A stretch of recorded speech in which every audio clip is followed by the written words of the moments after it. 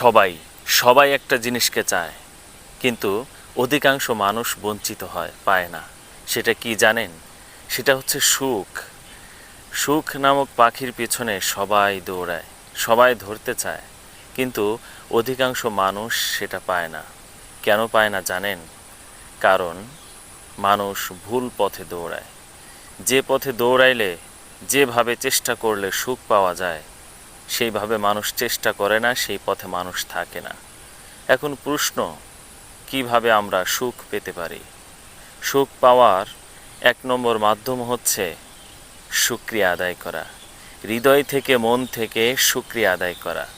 হৃদয় থেকে, মন থেকে যা পেয়েছি তা নিয়ে সুখী হওয়া। এটাই হলো সুখের 1 নম্বর ফর্মুলা। আল্লাহ সুবহানাহু ওয়া তাআলা বলছেন, ইন্না মাআল উসরি ইউসরা, নিশ্চয়ই কষ্টের সাথেই আছে সুখ। কাজে আগে কষ্টকে মেনে নিতে হবে, হৃদয় থেকে ভালোবাসতে হবে কষ্টকে, এরপরে সুখ এমনিতেই ধরা দেবে।